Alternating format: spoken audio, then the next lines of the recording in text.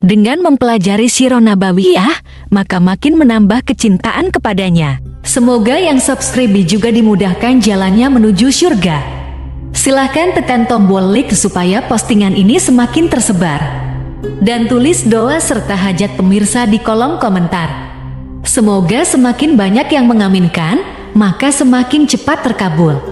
Nabi Sulaiman alaihi salam adalah manusia terkaya sepanjang sejarah kehidupan manusia di muka bumi. Dalam beberapa kitab suci seperti Al-Quran, Alkitab, dan Injil, Nabi Sulaiman alaihi salam dijelaskan sebagai manusia terkaya yang pernah hidup di muka bumi. Tidak ada satupun manusia yang bisa mengalahkan total kekayaannya hingga hari kiamat tiba. Para arkeolog telah menemukan situs peninggalan sejarah Islam yang mengungkap total kekayaan Nabi Sulaiman alaihi salam. Erez bin Yosef, seorang profesor, ia menyatakan bahwa 3000 tahun yang lalu Nabi Sulaiman alaihi salam diperkirakan memiliki kekayaan senilai 2,2 triliun US dollar.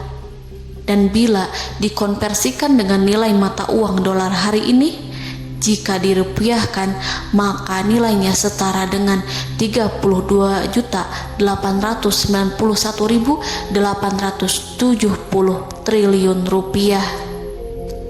Profesor tersebut juga menjelaskan bahwa kekayaan Nabi Sulaiman alaihi salam berasal dari dua sumber, yakni istana kerajaan dan tambang tembaga. Nilai itu berkali-kali lipat lebih banyak dari total kekayaan negara Indonesia yang hanya mencapai 11.454 triliun per 30 Desember 2021. Nabi Sulaiman alaihi salam memiliki beberapa mukjizat. Di antaranya adalah dapat berbicara dengan bahasa binatang. Beliau dapat memerintah mereka untuk melakukan sesuatu. Beliau juga dapat mengendalikan besar kecilnya tekanan angin dan dapat mengatur ke arah mana angin akan berhembus. Sehingga dengan itu Nabi Sulaiman dapat memanfaatkan angin sebagai kendaraannya dan juga kendaraan tentaranya. Nabi Sulaiman juga bisa melunakkan besi dan membentuknya menjadi pakaian perang yang anti tusukan senjata tajam. Nabi Sulaiman juga memimpin para jin. Mereka tunduk dan patuh pada perintah Nabi Sulaiman alaihi salam. Tidak hanya setan, iblis laknatullah yang merupakan makhluk pembangkang dapat dibuat tunduk bertekuk lutut pada perintah-perintah Nabi Sulaiman. Nabi Sulaiman bisa melakukan teleportasi, yaitu berpindah dari suatu tempat ke tempat yang lain dalam waktu singkat. Peristiwa itu dibuktikan dengan pemindahan singgasana Ratu Balqis atas perintah Nabi Sulaiman. Nabi Sulaiman dikenal sebagai raja yang adil dan bijaksana. Nabi Sulaiman diberkahi kecerdasan yang luar biasa untuk menyatu padukan segenap kekuatan yang Allah berikan kepadanya. Ia mengelola dan membawa kerajaannya menjadi kekuatan raksasa yang tak terkalahkan di masanya dengan segenap kemampuan yang dimilikinya. Tentara Nabi Sulaiman adalah tentara terkuat di bumi tanpa ada yang menandingi. Pertanyaan mendasar yang muncul kali ini adalah dari mana sumber kekayaan dan kekuatan Nabi Sulaiman alaihi salam? Untuk mendapatkan jawaban dari pertanyaan ini, simak video ini sampai selesai. Sebelum itu, mari bantu channel ini terus berkembang dengan cara subscribe dan nyalakan tanda loncengnya. Berikan komentar yang positif dan berikan like serta share video ini. Bismillahirrahmanirrahim. Sungguh kami benar-benar telah menganugerahkan ilmu kepada Daud dan Sulaiman. Keduanya berkata, segala puji bagi Allah yang melebihkan kami dari kebanyakan hamba-hambanya yang mukmin. Sulaiman telah mewarisi Daud dan dia berkata, wahai manusia, kami telah diajari untuk memahami bahasa burung dan kami dianugerahi segala sesuatu. Sesungguhnya, semua ini benar-benar karunia yang nyata. Quran Surat An-Naml ayat 15-16. Saudara-saudaraku yang dirahmati Allah, pada ayat di atas disebutkan bahwa Sulaiman telah mewarisi Daud. Nabi Sulaiman mewarisi Nabi Daud dalam sisi kenabian dan kekuasaan, bukan mewarisi harta, karena para nabi tidak mewariskan harta.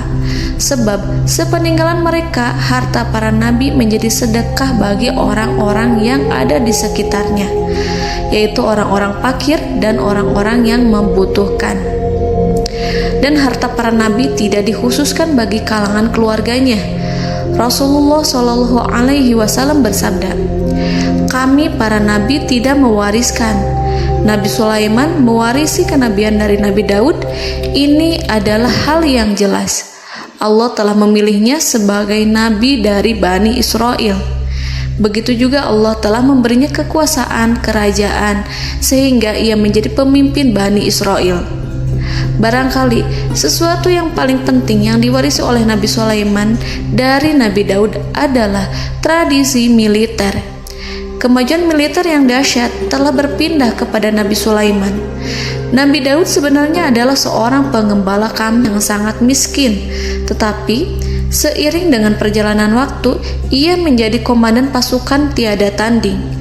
Nabi Daud alaihi salam mengetahui bahwa kekuatan hakiki yang mengatur alam semesta adalah kekuatan Allah.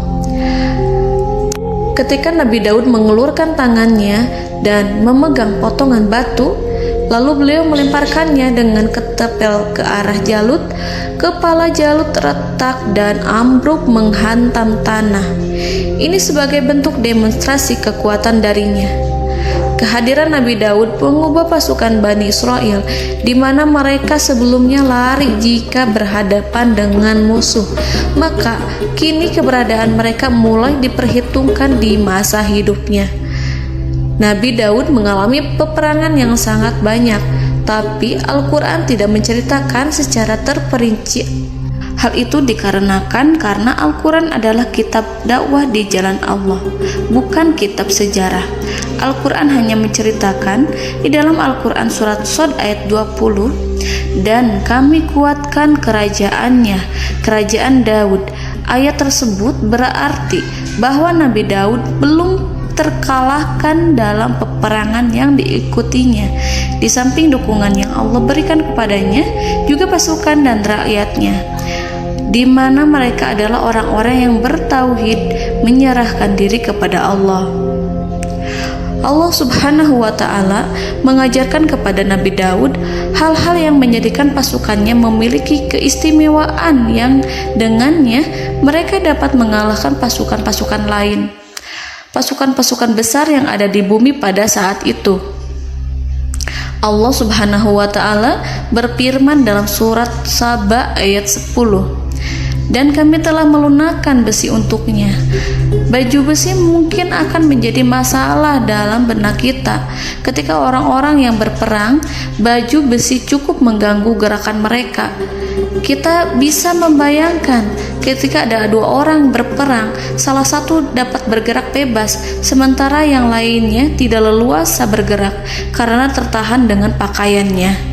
Namun, dengan kekuasaan Allah, Nabi Daud dapat melunakkan besi dan membuat baju besi yang ringan, yang mudah untuk digunakan. Ini adalah kemajuan penting yang Allah berikan kepada Nabi Daud dan tentaranya.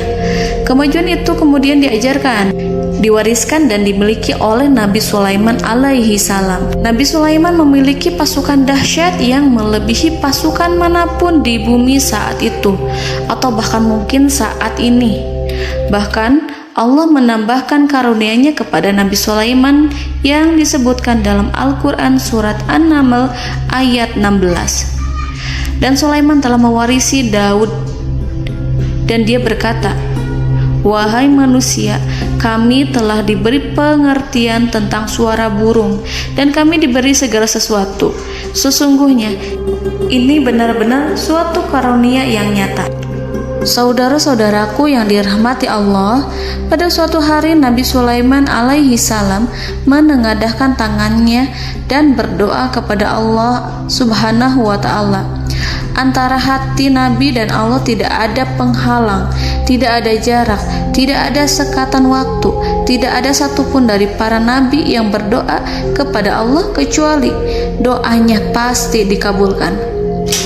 Doa Nabi Sulaiman alaihi salam direkam dalam Al-Quran surat Shad ayat 35.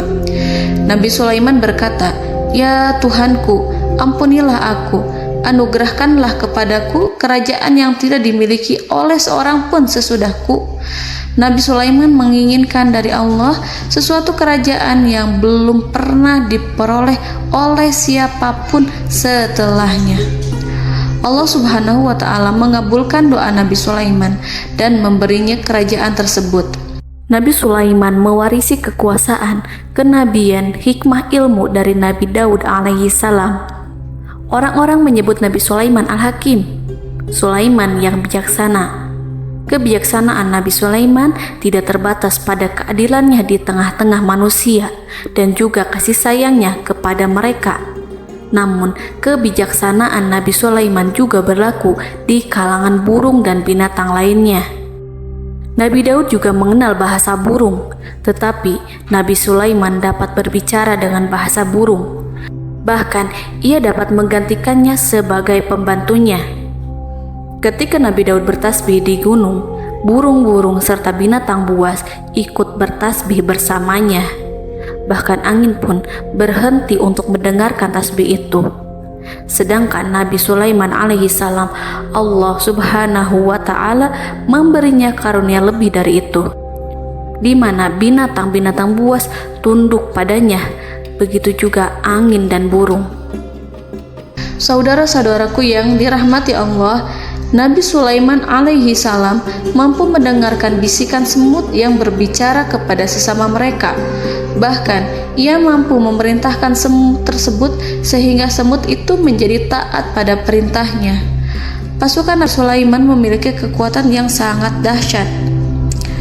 Belum pernah ada di dunia ini satu pasukan pun yang memiliki kekuatan seperti itu. Kekuatan Nabi Sulaiman berasal dari beberapa kombinasi yang sangat mengagumkan, sehingga karenanya ia tidak dapat tertandingi. Kekuatan itu terdiri dari manusia, binatang-binatang, jin, dan lain sebagainya. Kita mengetahui bahwa jin adalah makhluk Allah dan manusia tidak mampu melihatnya atau menghadirkannya atau meminta pertolongan kepadanya. Sedangkan Nabi Sulaiman telah diberi Allah suatu kemampuan untuk menundukkan jin, mempekerjakan mereka sebagai tentara di tengah-tengah peperangan. Bahkan ia mampu menjadikan mereka sebagai pekerja-pekerja kasar di kerajaannya saat tidak ada peperangan. Oleh sebab itu, ketika ada pasukan lain yang mencoba melawan pasukan Nabi Sulaiman, mustahil mereka akan mendapatkan kemenangan. Bahkan pasukan Nabi Sulaiman diperkuat oleh pasukan burung. Burung di pasukan Nabi Sulaiman memerankan tugas penting, yaitu menjadi agen intelijen. Kita mengetahui bahwa peranan informasi saat peperangan adalah hal yang penting. Dari informasi tersebut, pasukan dapat mengetahui keadaan lawannya. Demikianlah peranan burung pada pasukan Sulaiman. Ia terbang di tengah-tengah musuh. Kemudian, ia kembali kepada Nabi Sulaiman untuk menyampaikan berita tentang keadaan lawannya. Di samping jin dan burung, Allah juga menundukkan angin untuk Nabi Sulaiman. Nabi Sulaiman dapat memerintahkan angin dan ia mampu untuk menaiki angin tersebut. Dalam Al-Quran surat Shad ayat 36-40, Allah Subhanahu wa Ta'ala berfirman, "Kami tundukkan kepada angin yang berhembus dengan baik menurut kemana saja yang dikehendaki Sulaiman. Dan kami tundukkan pula kepadanya setan-setan, semuanya ahli bangunan dan penyelam, dan setan yang lain yang terikat dalam belenggu. Inilah anugerah kami, maka berikanlah kepada orang lain atau tahanlah untuk dirimu tanpa perhitungan, dan sesungguhnya dia mempunyai kedudukan yang dekat pada sisi kami dan tempat kembali yang baik." Saudara-saudaraku yang dirahmati Allah, Allah Subhanahu wa Ta'ala juga memberikan kemampuan yang tak seorang pun dari para nabi mendapatkannya, yaitu kemampuan untuk memerintah setan. Setan adalah salah satu bagian dari jin. Ia adalah kelompok yang celaka dari bangsa jin. Kelompok ini sebenarnya tidak mampu dikuasai oleh manusia. Bahkan jin yang soleh tidak dapat mengatur setan. Adapun Nabi Sulaiman, Allah telah memberinya kekuasaan untuk menundukkan setan dan mempekerjakannya, bahkan mengikatnya dengan rantai serta menghukumnya jika ia menentang pada perintahnya. Setan membangun untuk Sulaiman istana-istana, patung-patung dan alat-alat perang. Bahkan setan-setan itu menyelam ke dasar lautan untuk mengeluarkan permata dan yakut untuk Sulaiman. Jika di antara setan yang menentang perintahnya, maka Nabi Sulaiman alaihi salam mengikatnya dengan rantai. Ini semua menunjukkan kekayaan Nabi Sulaiman dan kekuasaannya, di mana ia mampu mengatur banyak makhluk di bumi ini. Tentu saja, kemampuan itu semua adalah atas izin dari Allah Subhanahu wa Ta'ala sebagai mukjizat darinya. Allah Subhanahu wa Ta'ala berfirman dalam Al-Quran surat Saba ayat 12, dan sebagian dari jin adalah yang bekerja di hadapannya di bawah kekuasaannya dengan izin Tuhannya, dan siapa yang menyimpang di antara mereka dari perintah kami, maka kami rasakan kepadanya azab neraka yang apinya menyala-nyala. Para jin itu membuat untuk Sulaiman apa yang dikehendakinya, dari gedung-gedung yang tinggi, patung-patung, dan piring-piring yang besarnya seperti kolam, atau periuk yang tetap berada di atas tungku.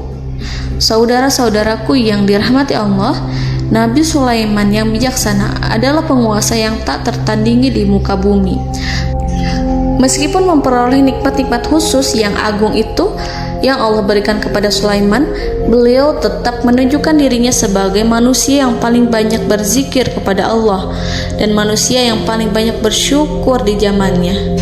Saudara-saudaraku yang dirahmati Allah, sebagaimana Allah Subhanahu wa Ta'ala memberikan nikmat kepada ayahnya Nabi Daud alaihi salam, di mana ia mampu melunakkan besi dan Allah mengajarinya bagaimana cara mencairkan besi, maka Nabi Sulaiman alaihi salam dapat memanfaatkan tembaga yang cair untuk peperangan.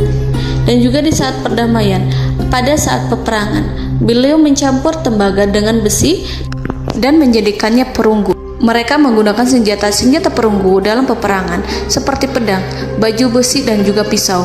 Senjata-senjata ini adalah senjata yang paling kuat pada saat itu. Sedangkan di saat damai, tembaga digunakan untuk membuat bangunan, perhiasan, dan sebagainya. Meskipun Nabi Sulaiman mendapatkan nikmat yang besar dan karunia yang khusus, Allah Subhanahu wa Ta'ala mengujinya dengan suatu ujian yang dahsyat. Ujian yang akan selalu datang kepada seorang hamba yang soleh. Ketika hamba itu mendapatkan kedudukan besar, maka ujiannya pun menjadi besar. Allah Subhanahu wa Ta'ala menguji Nabi Sulaiman dengan penyakit. Diceritakan oleh Fahru Roji, Nabi Sulaiman diuji dengan suatu penyakit yang keras, di mana kedokteran saat itu tidak dapat dan tidak mampu mengatasinya. Sakitnya Nabi Sulaiman sangat keras sehingga para dokter dari kalangan manusia ataupun jin tidak mampu menghilangkan penyakit itu. Lalu burung-burung menghadirkan rumput-rumput yang dianggapnya sebagai obat, tetapi Nabi Sulaiman tak kunjung sembuh. Semakin hari penyakit Nabi Sulaiman semakin menjadi-jadi, sehingga ketika Nabi Sulaiman duduk di atas kursi, ia duduk bagaikan tubuh tanpa roh. Seakan-akan ia mati karena saking keras penyakit yang dideritanya. Sakit yang diderita oleh Nabi Sulaiman alaihi salam berlangsung sangat lama. Namun Nabi Sulaiman tidak henti-hentinya berzikir kepada Allah dan meminta kesembuhan kepadanya, serta selalu beristighfar dan mengungkapkan rasa cinta kepadanya. Selesailah ujian Allah terhadap hambanya Nabi Sulaiman. Beliau pun sembuh. Nabi Sulaiman merasakan kembali kesehatannya setelah ia mengetahui segala kejayaan dan segala kekuasaan serta segala kebesarannya tidak lagi mampu menghilangkan penyakit yang dideritanya kecuali jika Allah menghendaki. Saudara-saudaraku yang dirahmati Allah, Nabi Sulaiman telah membangun tempat ibadah, tempat sujud, sehingga manusia menyembah Allah di dalamnya. Orang-orang yang membangunnya berjumlah puluhan ribu orang. Tentu setiap kelompok dari mereka memiliki pekerjaan masing-masing. Di antara mereka ada yang mencairkan tembaga, di antara mereka ada yang tukang pahat, ada yang tukang ukir, ada yang membelah batu, ada yang memotong kayu, ada yang mendatangkan rumput-rumput dari Libanon, ada yang mendatangkan emas dan menjadikannya lempengan-lempengan yang mengkilat untuk menutupi kayu, serta untuk melapisi dinding-dinding. Bahkan golongan jin pun membantu membangun tempat tersebut, tentu dengan perintah dan bimbingan Nabi Sulaiman. Mereka membuat patung-patung yang besar, membuat bejana yang besar untuk tempat makan para tentara dan pekerja, yaitu bejana seperti gunung. Karena saking berat dan besarnya, mereka juga membuat tempat-tempat minum yang besarnya seperti kolam. Nabi Sulaiman mengawasi para pekerjanya dan juga mengurusi masyarakatnya, di mana beliau mengenali problem mereka dan berusaha memecahkannya. Beliau juga mengawasi pasukan dari kalangan binatang dan burung. Beliau mengetahui apabila ada satu di antara mereka yang tidak datang, kemana ia pergi, serta mengapa ia pergi. Nabi Sulaiman menguasai pengetahuan itu semua. Nabi Sulaiman bukan hanya mengetahui problem tentara-tentaranya dari kalangan manusia ataupun tentaranya dari kalangan burung, namun ia juga menunjukkan kasih sayang terhadap semut, di mana beliau mendengar bisikannya dan tidak suka untuk menginjaknya. Nabi Sulaiman selalu menundukkan kepalanya ke bumi sebagai bentuk rasa rendah diri dan syukur kepada Allah. Pada suatu hari, Nabi Sulaiman alaihi salam berjalan di depan tentaranya dan tiba-tiba ia mendengar suara semut yang berkata kepada temannya dari kalangan semut. Hal itu terekam dalam Al-Quran surat An-Naml ayat 18-19. Wahai semut-semut, masuklah ke dalam sarang-sarangmu agar kamu tidak terinjak oleh Sulaiman dan tentaranya, sedangkan mereka tidak menyadarinya. Nabi Sulaiman alaihi salam tersenyum mendengar itu, dan ia berdoa, "Ya Allah, ya Tuhanku, berilah aku ilham untuk tetap mensyukuri nikmat-Mu yang telah Engkau anugerahkan kepadaku dan kepada kedua orang ibu bapakku, dan untuk mengerjakan amal soleh yang Kau ridhoi, dan masukkanlah aku ke dalam rahmat-Mu, ke dalam golongan hamba-hamba-Mu yang soleh." Saudara-saudaraku yang dirahmati Allah, meskipun Nabi Sulaiman mendapatkan kekuasaan dan memiliki tentara yang besar, namun beliau menunjukkan kasih sayang terhadap bangsa semut. Beliau mendengarkan bisikannya dan melihat semut yang ada di depannya. Oleh karena itu, tak mungkin baginya untuk menginjak golongan semut itu. Nabi Sulaiman bersyukur kepada Allah telah memberinya nikmat, yaitu nikmat rahmat dan kasih sayang. Di samping itu, Nabi Sulaiman alaihi salam adalah orang paling kaya di dunia. Istananya terbuat dari kayu gaharu yang memiliki wangi harum. Istananya terbuat dari emas yang terkadang dari kristal. Beliau juga memiliki kursi besar yang terbuat dari emas dan permata. Istana Nabi Sulaiman merupakan istana yang paling besar di dunia. Nabi Sulaiman menggunakan pakaian dari emas dan permata. Meskipun demikian, Nabi Sulaiman tetap menunjukkan sebagai hamba yang berserah diri dan rendah diri di hadapan Allah Subhanahu wa Ta'ala. Nabi Sulaiman yang merendahkan diri di hadapan Allah, ia selalu sujud kepada Allah sebagaimana ayahnya yang selalu bertasbih pada Allah.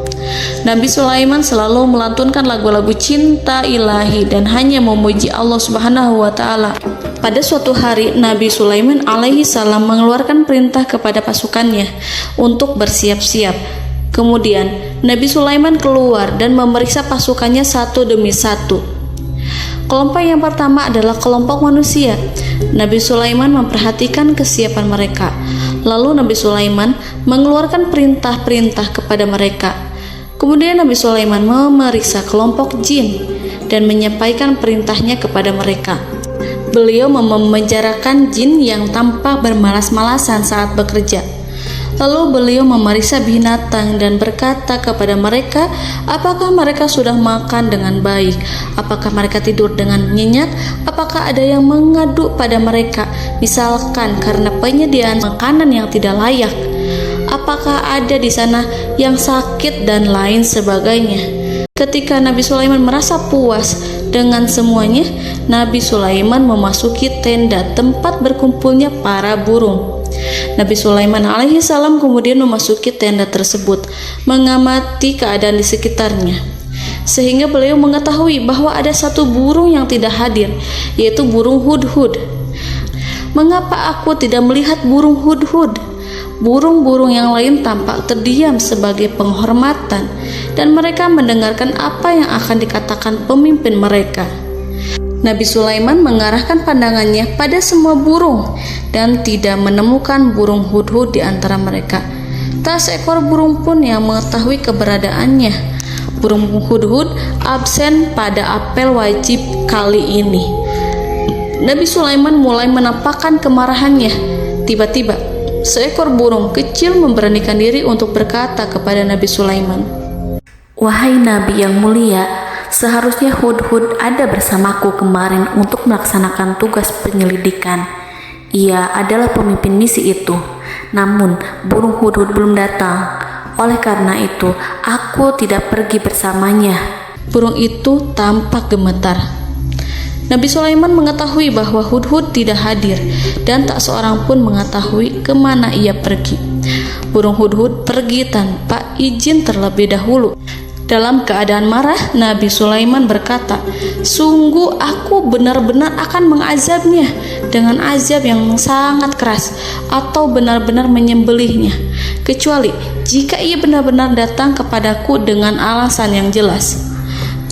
Kawanan burung-burung mengetahui bahwa Nabi Sulaiman sedang marah dan telah menetapkan untuk menyiksa burung hudhud atau menyembelihnya atau justru memaafkannya dengan syarat ia datang dengan membawa alasan yang dapat menyelamatkannya, atau dengan kata lain, burung hudhud dapat memastikan bahwa ia melaksanakan tugas yang penting. Nabi Sulaiman menunjukkan kemarahan yang besar sehingga siapapun akan merasa takut kepada Nabi Sulaiman yang marah. Nabi Sulaiman kemudian pergi dari tempat burung tersebut. Nabi Sulaiman masih memikirkan keadaan burung hudhud. Seharusnya burung hudhud menjadi bagian penting dari badan intelijen. Apakah ia pergi untuk menyingkap suatu, atau apakah ia pergi hanya untuk bermain-main? Nabi Sulaiman telah memperhatikan dan mengetahui bahwa burung hudhud adalah seekor burung yang cerdik dan juga fasih berbicara. Terkadang Nabi Sulaiman mendapati burung hudhud sedang bermain-main dan menunda-nunda pekerjaannya. Namun ketika Nabi Sulaiman melihatnya, burung hudhud memahami bahwa perbuatannya tidak benar. Oleh karena itu, ia tidak boleh menyampur adukan antara waktu serius dan waktu bermain. Tidak lama setelah itu, burung hudhud tiba di tempat para burung. Burung-burung yang lain berkata kepadanya, "Wahai hudhud, pergilah engkau ke tempat Nabi Sulaiman. Jika ia mengetahui bahwa engkau telah sampai, jiwamu benar-benar terancam." Mendengar itu, burung hudhud segera beranjak. Ia terbang menemui Nabi Sulaiman. Pada waktu itu, Nabi Sulaiman sedang duduk bersama tentaranya yang lain. Burung hudhud berdiri. Ia telah merencanakan untuk memulai pembicaraan dengan Nabi Sulaiman sebelum Nabi Sulaiman bertanya kepadanya kemana dia pergi.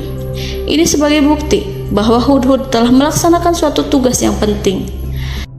Dalam Al-Quran Surat An-Naml ayat 22, burung hudhud berbicara, "Aku telah mengetahui sesuatu yang kamu belum mengetahuinya, dan kubawa kepadamu dari negeri Saba suatu berita penting yang diyakini seakan-akan burung hudhud hendak berkata, 'Aku adalah hudhud yang miskin, tapi aku mengetahui apa yang tidak engkau ketahui, dan aku telah datang kepadamu dari kerajaan Saba dengan membawa berita yang sangat penting.'" Nabi Sulaiman tampak terdiam menunggu hudhud menyelesaikan kisahnya. Dalam surat An-Naml ayat 23-24, burung hudhud berkata, Sesungguhnya aku menjumpai seorang wanita yang memerintah mereka. Dia dianugerahi segala sesuatu serta mempunyai singgasana yang besar. Aku mendapati dia dan kaumnya menyembah matahari selain Allah.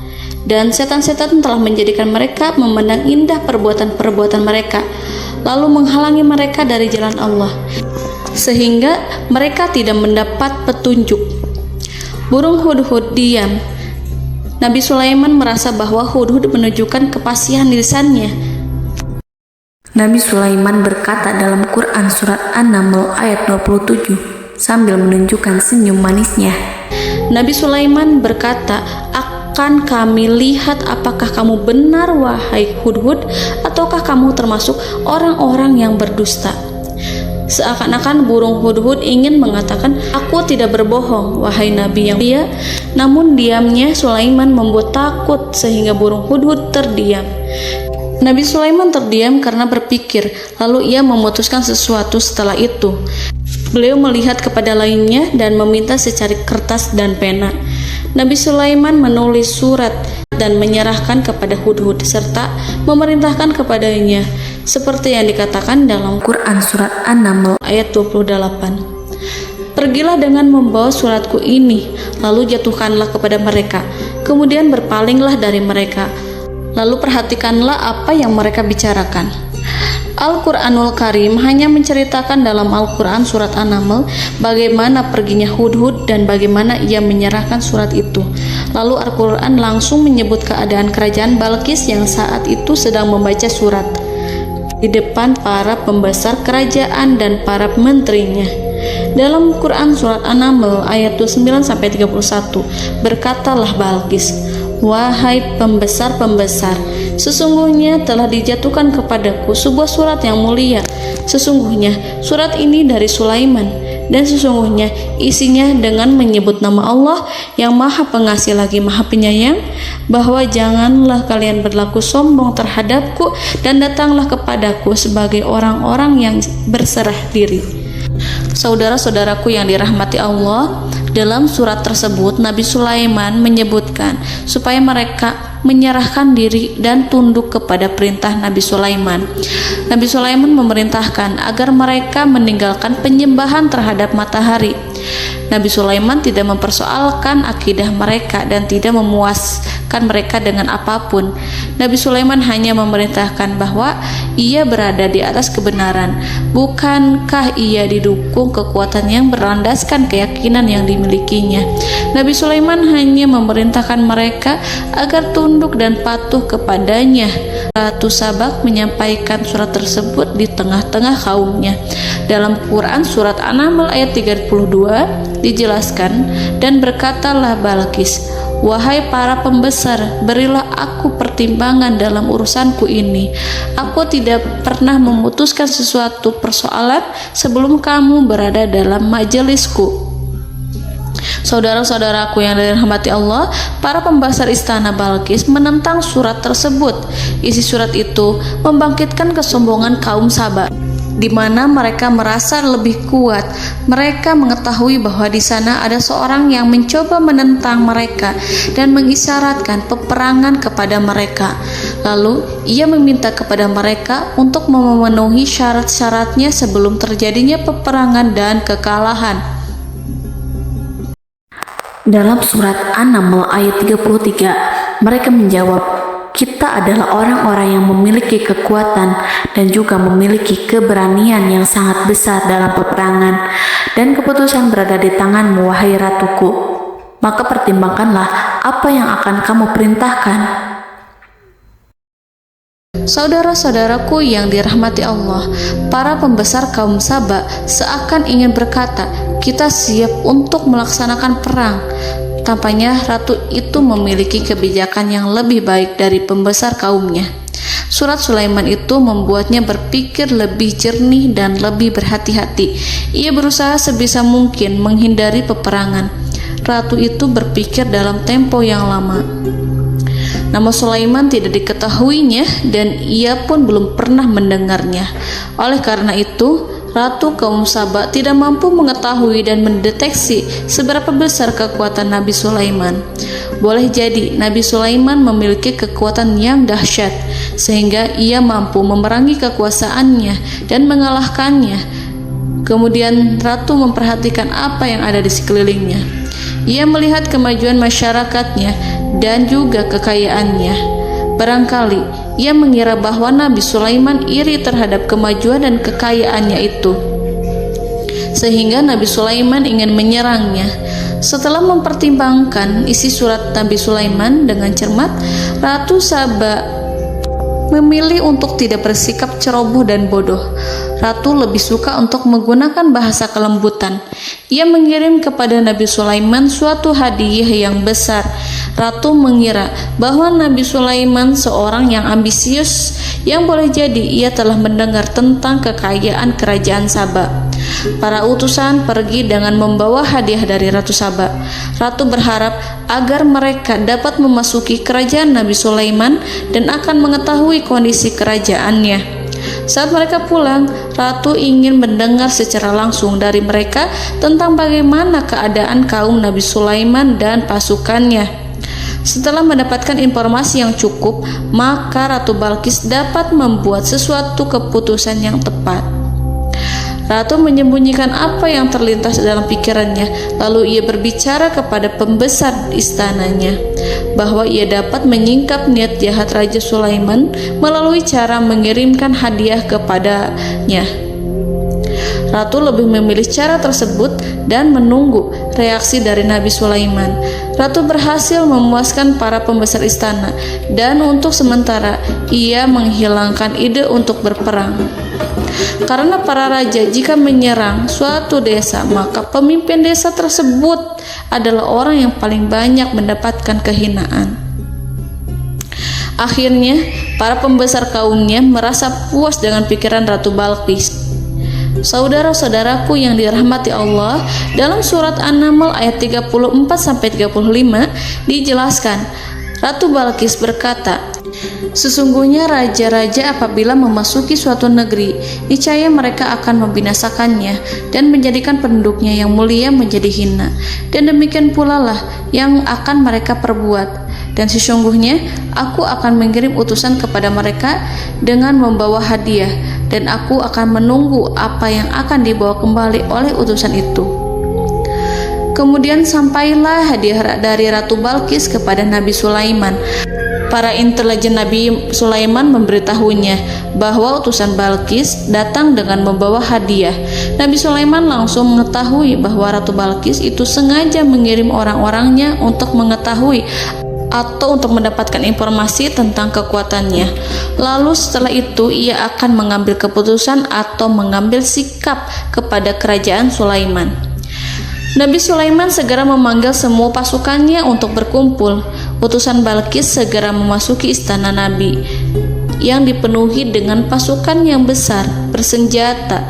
Melihat itu, utusan Ratu Balqis tercengang dan terkejut ketika mereka melihat kekayaan yang mereka bawa tidak ada apa-apanya dibandingkan dengan kerajaan Nabi Sulaiman.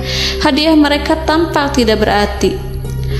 Emas yang mereka bawa tampak tidak memiliki makna saat mereka memasuki istana Nabi Sulaiman yang terbuat dari kayu-kayu pohon gaharu yang mengeluarkan bau yang harum serta dihiasi dengan emas permata. Para utusan Ratu Balqis berdiri bersama Nabi Sulaiman dan menyaksikan bagaimana Nabi Sulaiman mengendalikan pasukannya. Kemudian mereka mulai berpikir tentang kekuatan dan kualitas pasukan Nabi Sulaiman. Betapa kagetnya mereka ketika melihat di tengah-tengah pasukan itu terdapat singa, burung, dan tentara dari kalangan manusia yang mampu terbang. Mereka pun sadar bahwa mereka di hadapan pasukan yang tiada tandingannya.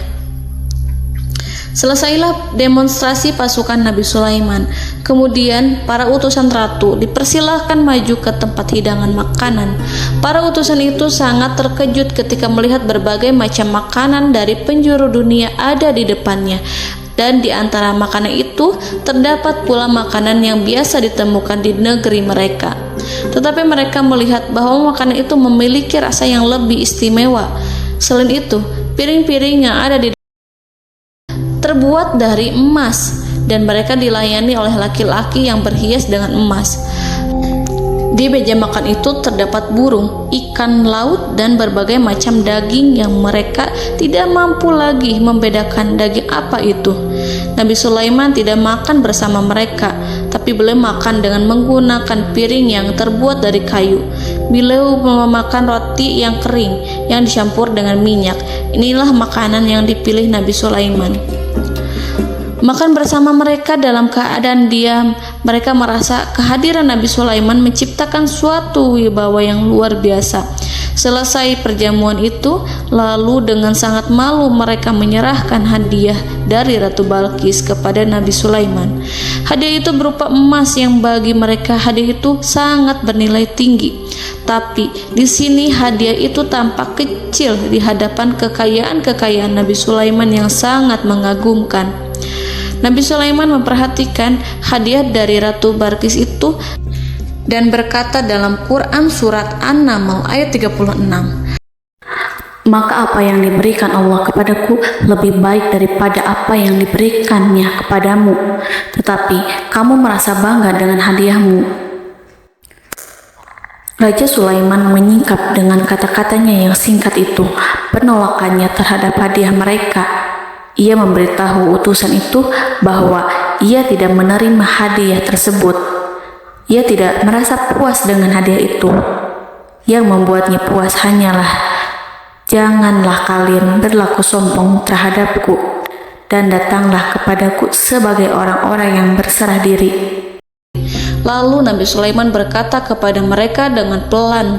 Hal itu diabadikan dalam Quran surat An-Naml ayat 37. "Kembalilah kepada mereka.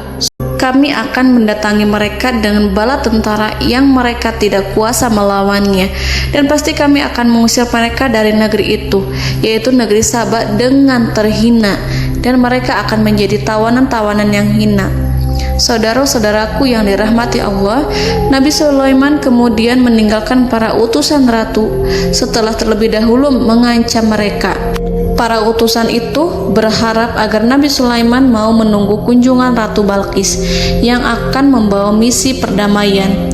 Akhirnya sampailah para utusan Ratu Balqis ke negeri Saba. Mereka segera menuju istana sang ratu. Mereka memberitahu bahwa negeri mereka sedang ada di ujung tanduk. Mereka menceritakan kepada ratu tentang kekuatan Nabi Sulaiman dan tidak mungkin bagi mereka mampu melawannya. Mereka meyakinkan Ratu Balqis bahwa ia harus mengunjunginya dan melihat sendiri bagaimana kebesaran kerajaan Nabi Sulaiman. Kemudian ratu menyiapkan dirinya untuk pergi menuju kerajaan Nabi Sulaiman. Nabi Sulaiman duduk di kursi kerajaan di tengah-tengah para pembesarnya dan para menterinya serta para komandan pasukannya. Beliau berpikir tentang sosok Ratu Balqis. Nabi Sulaiman mengetahui bahwa Ratu Balqis menuju tempatnya. Balqis dikelilingi rasa takut. Nabi Sulaiman berpikir sejenak tentang bagaimana matahari disembah. Ia memikirkan bagaimana informasi yang diterima oleh intelijennya tentang kemajuan kerajaan Balqis dalam bidang kesenian dan ilmu pengetahuan. Nabi Sulaiman bertanya kepada dirinya sendiri, apakah kemajuan menjadi penghalang untuk mengetahui kebenaran? Apakah ratu itu senang dengan kekuatan yang dicapainya? Dan ia membayangkan bahwa kekuatannya adalah segalanya. Dengan kemajuan yang dimilikinya, Nabi Sulaiman ingin membuat kejutan agar ratu mengetahui bahwa Islam yang diyakini oleh Nabi Sulaiman adalah satu-satunya yang mampu mendatangkan kemajuan dan kekuatan yang hakiki, sehingga ia dapat membandingkan antara keyakinannya dalam menyembah matahari beserta kemajuan yang dicapainya dengan keyakinan Nabi Sulaiman beserta kemajuan yang diraihnya. Saudara-saudaraku yang dirahmati Allah, para mata-mata Nabi Sulaiman telah memberitahunya bahwa hal yang sangat disegani dan dikagumi oleh kaum Balkis adalah kerajaan Saba, yaitu singgasana Ratu Balkis. Singgasana itu terbuat dari emas dan batu delima. Singgasana tersebut dijaga oleh penjaga yang sangat disiplin, di mana mereka tidak pernah lalai sedikit pun. Oleh karena itu, sangat tepat apabila Nabi Sulaiman menghadirkan singgasananya di sini, di kerajaannya, sehingga ketika ratu tiba, maka ia dapat duduk di atasnya. Nabi Sulaiman ingin membuat kejutan kepadanya dan menunjukkan bahwa kemampuannya tersebut yang berlandaskan pada keislaman. Nabi Sulaiman melakukan yang demikian itu dengan harapan agar si ratu tunduk kepadanya. Ide itu terlintas dalam diri Nabi Sulaiman. Lalu ia mengangkat kepalanya dan menoleh kepada anak buahnya. Hal itu diabadikan dalam Quran surat An-Naml ayat 38. Wahai para pembesar, siapakah di antara kamu sekalian yang sanggup membawa singgasananya kepadaku sebelum mereka datang kepadaku sebagai orang-orang yang berserah diri? Saudara-saudaraku, perhatikanlah ungkapan pikiran Nabi Sulaiman tersebut. Semua pemikirannya berkisar tentang keislaman para penyembah matahari, tentang bagaimana beliau dapat memberikan petunjuk kepada mereka di jalan Allah. Yang pertama menjawab pertanyaan Nabi Sulaiman adalah jin Ifrit. Dalam Quran surat An-Naml ayat 39, berkatalah Ifrit yang cerdik dari golongan jin, aku akan datang kepadamu dengan membawa singgasana itu sebelum kamu berdiri dari tempat dudukmu. Sesungguhnya aku benar-benar kuat untuk membawanya, lagi dapat dipercaya. Nabi Sulaiman berdiri dari tempat duduknya setelah 1 atau 2 jam. Jin itu berjanji kepadanya untuk menghadirkan singgasana Balkis sebelum itu. Istana Nabi Sulaiman di Palestina, sedangkan istana Balkis terletak di Yaman. Antara singgasana tersebut dengan singgasana Nabi Sulaiman berjarak lebih dari ribuan mil. Barangkali pesawat yang cepat sekalipun yang kita kenal hari ini tidak akan mampu membawa dan mendatangkan istana itu dalam waktu 1 jam.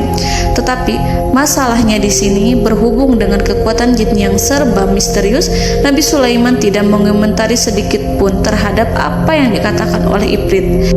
Nabi Sulaiman tapak menunggu tanggapan dari yang lain yang mampu menghadirkan singgasana Balkis yang lebih cepat dari jin Ifrit. Nabi Sulaiman menoleh kepada seorang di sana yang duduk di atas naungan. Hal itu diceritakan dalam Quran surat An-Naml ayat 40. Berkatalah seorang yang mempunyai ilmu dari Alkitab, aku akan membawa singgasana itu kepadamu sebelum matamu berkedip. Maka tatkala Sulaiman melihat singgasana itu terletak di hadapannya, ia pun berkata, ini termasuk karunia Tuhanku untuk memuji aku. Apakah aku akan bersyukur atau mengingkari nikmatnya? Dan barang siapa yang bersyukur, maka sesungguhnya dia bersyukur untuk kebaikan dirinya sendiri. Dan barang siapa yang ingkar, maka sesungguhnya Tuhanku maha kaya lagi maha mulia.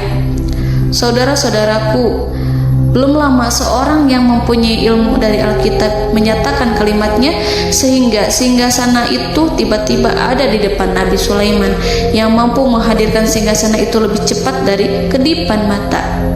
Al-Quranul Karim tidak menyingkap kepribadian seorang yang menghadirkan singgasana itu. Al-Quran hanya menggarisi bahwa orang itu mempunyai ilmu dari Alkitab. Al-Quran tidak menjelaskan kepada kita apakah ia seorang malaikat ataukah manusia ataukah jin. Al-Quran sengaja tidak menyingkap informasi tersebut.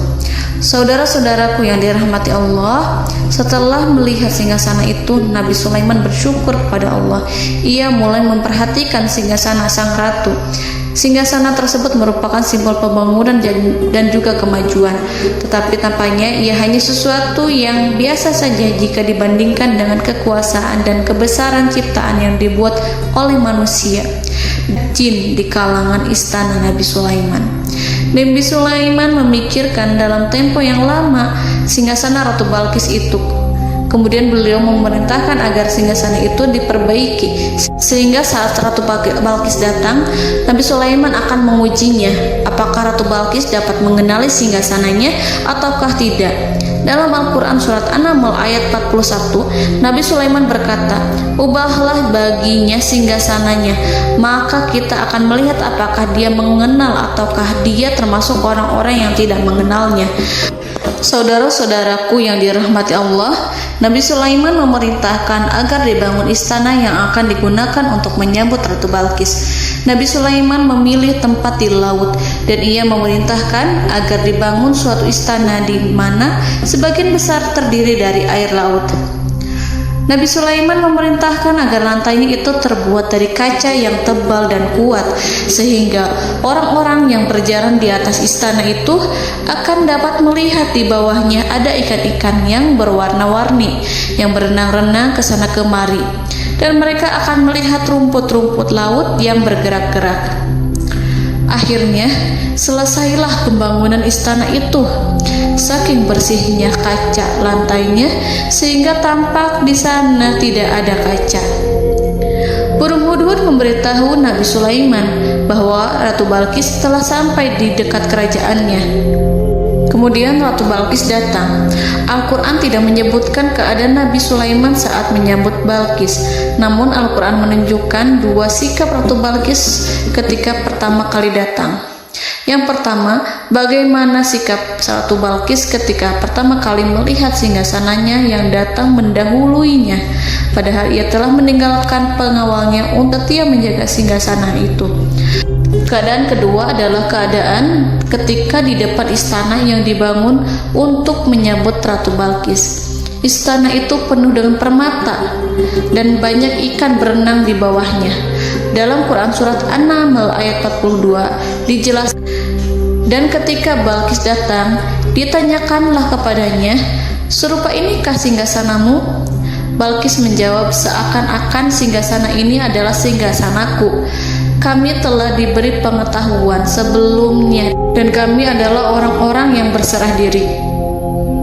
Saudara-saudaraku, pada dialek di atas, Balqis melihat singgasananya dan ia tercengang saat mengetahui bahwa itu adalah singgasana miliknya. Namun kemudian ia mulai ragu karena melihat tidak sepenuhnya itu singgasana miliknya. Jika itu benar-benar miliknya, lalu bagaimana ia datang mendahuluinya? Dan bila bukan singgasananya, maka bagaimana Sulaiman dapat meniru sepersis dan seteliti itu? Padahal Sulaiman tidak pernah sekalipun ke kerajaannya. Nabi Sulaiman berkata saat melihat Balqis mengamati singgasananya, "Apakah ini singgasanamu?" Balqis terlihat sangat kebingungan, namun setelah itu ia menjawab, "Sepertinya benar." Nabi Sulaiman berkata, "Kami telah diberi ilmu sebelumnya dan kami sebagai orang-orang muslim."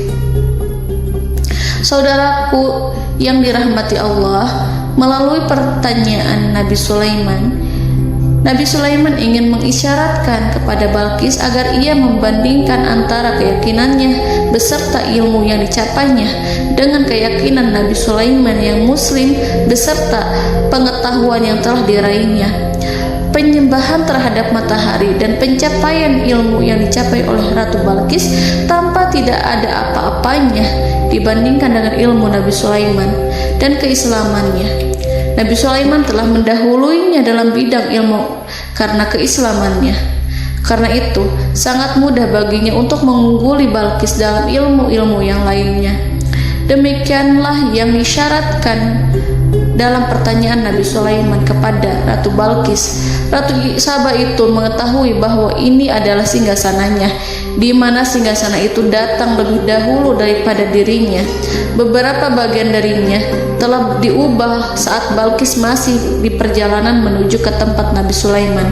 Ia berpikir kemampuan apa yang dimiliki Nabi Sulaiman. Ratu Balqis tercengang melihat apa yang disaksikannya, yang berupa buah dari keimanan Nabi Sulaiman dan hubungannya dengan Allah Subhanahu wa Ta'ala. Sebagaimana Balqis juga tercengang ketika melihat kemajuan di bidang ilmu pembangunan, seni, dan ilmu-ilmu yang lainnya. Maka ia tidak lebih kagum lagi saat melihat hubungan yang kuat antara keislaman Nabi Sulaiman dengan ilmunya, serta kemajuan yang diraihnya. Dalam Al-Quran surat An-Naml ayat 43 dijelaskan, dan apa yang disembahnya selama ini selain Allah mencegahnya untuk melahirkan keislamannya, karena sesungguhnya ia terdahulu termasuk orang-orang yang kafir. Saudara-saudaraku yang dirahmati Allah, bergoncanglah dalam benak Balqis ribuan hal ketika melihat keyakinan kaumnya runtuh di hadapan Nabi Sulaiman. Ia menyadari matahari yang disembahnya hanya merupakan ciptaan Allah, dan Allah lah yang menggerakkannya untuk hamba-hambanya. Lalu terbitlah matahari kebenaran dalam dirinya.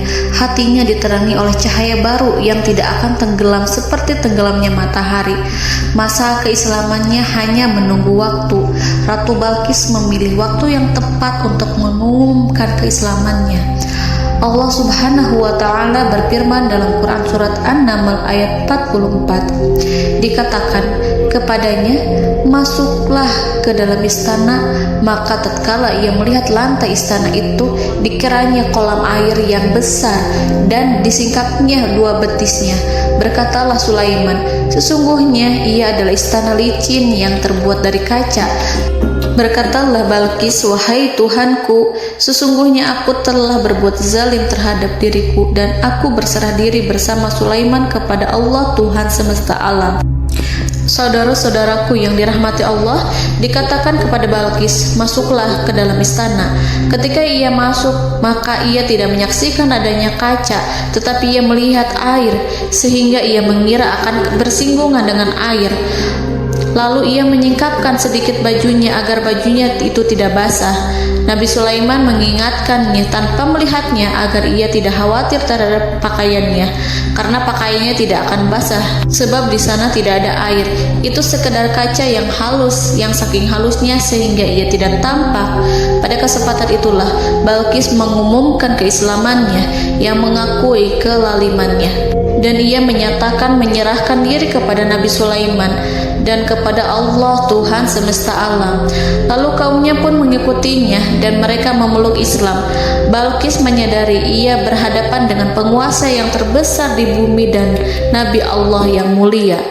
Untuk pertama kalinya, wajah Sulaiman tampak dihiasi dengan senyuman yang menunjukkan kepuasannya sejak Balqis mengunjunginya. Demikianlah Nabi Sulaiman mewujudkan kejayaannya yang hakiki dan menyebarkan cahaya Islam di muka bumi. Saudara-saudaraku, Al-Quran tidak menyebutkan kisah Balqis setelah keislamannya. Para ahli tafsir mengatakan bahwa ia menikah dengan Nabi Sulaiman. Selain itu, ada yang mengatakan bahwa ia menikah dengan salah satu orang dekat Nabi Sulaiman. Ada juga yang mengatakan bahwa sebagian Raja Habasyah adalah keturunan dari buah perkawinan ini. Wallahu a'lam bishawab. Saudara-saudaraku yang dirahmati Allah, Nabi Sulaiman hidup di tengah-tengah kejayaan dan kemuliaan di bumi. Kemudian Allah menetapkan kematian untuknya, sebagaimana kehidupan Sulaiman berada di puncak kemuliaan dan kejayaan yang penuh dengan keajaiban yang luar biasa. Maka kematiannya pun merupakan tanda-tanda kebesaran Allah yang penuh dengan keajaiban. Demikianlah bahwa kematiannya sesuai dengan kehidupannya, sesuai dengan kejayaannya. Allah berfirman tentang kematian Sulaiman di dalam Al-Quran Surat Saba ayat 14. Maka tatkala kami telah menetapkan kematian Nabi Sulaiman, tidak ada yang menunjukkan kepada mereka kematiannya itu kecuali rayap yang memakan tongkatnya. Maka tatkala ia telah tersungkur, tahulah jin bahwa kalau sekiranya mereka mengetahui yang gaib, tentulah mereka tidak akan tetap dalam siksa yang menghinakan. Saudara-saudaraku, kemampuan Nabi Sulaiman untuk menundukkan jin dan mempekerjakan mereka serta hubungan mereka dengan semua itu menimbulkan fitnah di tengah-tengah manusia dalam hal tertentu. Kematian Nabi Sulaiman merupakan batasan jawaban terhadap fitnah ini. Kami tidak mengetahui siapa yang mengklaim bahwa jin mengetahui hal yang gaib. Apakah itu setan yang terkutuk, atau jin yang bodoh, atau manusia yang tertipu? Kami tidak mengetahui siapa yang bertanggung jawab terhadap tersebarnya isu yang keliru ini. Yang kita ketahui adalah bahwa hal tersebut adalah mempengaruhi sebagian manusia dan jin. Barangkali manusia berkata kepada diri mereka, selama jin melakukan perbuatan yang luar biasa ini, maka apa gerangan yang menjadikan mereka tidak mengetahui hal yang gaib itu? Manusia itu lupa bahwa kunci kegoiban berada di tangan Allah. Masalah ilmu goib tidak akan mampu dikuasai oleh jin dan manusia. Hanya Dia yang mengetahuinya, dan manusia diberitahu hanya sedikit sekali. Saudara-saudaraku yang dirahmati Allah, seakan-akan Allah telah merencanakan bahwa kematian Sulaiman bertujuan untuk menghancurkan pemikiran itu, yaitu pemikiran bahwa jin mengetahui hal-hal yang gaib. Jin bekerja untuk Nabi Sulaiman selama beliau hidup, dan tatkala beliau meninggal, maka tugas mereka menjadi bebas. Nabi Sulaiman meninggal tanpa diketahui oleh jin, sehingga mereka tetap bekerja untuk mereka, tetap mengabdi kepada Sulaiman. Seandainya mereka mengetahui hal yang gaib, niscaya mereka tidak akan meneruskan pekerjaan mereka. Saudara-saudaraku, pada suatu hari Nabi Sulaiman memasuki mihrabnya untuk itikaf ibadah dan beribadah kepada Allah. Tak seorang pun yang berani mengganggu khalwatnya. Mihrab Sulaiman terletak di puncak gunung dan dindingnya terbuat dari permata. Pada suatu hari, Nabi Sulaiman duduk bersandar pada tongkatnya dan ia tampak tenggelam dalam tafakur. Beliau berzikir pada Allah hingga rasa kantuk menguasainya. Lalu setelah itu malaikat maut menemuinya. Nabi Sulaiman pun meninggal. Beliau bersandar kepada tongkatnya. Jin melihatnya dan mengira bahwa beliau sedang sholat, sehingga mereka pun terus melanjutkan pekerjaannya. Berlalulah hari demi hari yang panjang. Datanglah rayap, yaitu semut kecil yang memakan kayu. Hewan itu mulai memakan tongkat Nabi Sulaiman. Rayap itu tampak lapar. Sebagian dari tongkat Nabi Sulaiman dimakan beberapa hari oleh rayap itu. Ketika yang dimakannya semakin bertambah, maka tongkat itu pun menjadi rusak dan kemudian jatuh dari tangan Nabi Sulaiman alaihi salam. Tubuh mulia itu kehilangan keseimbangan dan kemudian jatuh terhempas di bumi. Tatkala tubuh suci itu tersungkur, maka manusia segera menuju ke arahnya. Mereka menyadari dan mengetahui bahwa Nabi Sulaiman telah meninggal dalam waktu yang lama. Jin menyadari bahwa mereka tidak mengetahui hal yang gaib, dan manusia pun mengetahui hakikat ini. Seandainya jin mengetahui hal yang gaib, niscaya ia tidak akan meneruskan siksa yang hina. Mereka tidak akan bekerja kepada Sulaiman. Demikianlah Nabi Sulaiman alaihi salam meninggal dalam keadaan duduk dan sholat di mihrabnya. Lalu berita itu tersebar bagaikan api di bumi. Manusia, burung, dan binatang buas mengantarkan jenazah Nabi Sulaiman. Sekawanan burung tampak sedih dan menangis. Semua makhluk bersedih. Akhirnya tak seorang pun mengetahui bahasa burung di bumi. Meninggallah seorang yang memahami pembicaraan burung, binatang-binatang, jin, dan lain sebagainya. Burung-burung itu berkata, betapa beratnya kehidupan di tengah orang-orang yang tidak mengetahui pembicaraan kita. Wallahu a'lam.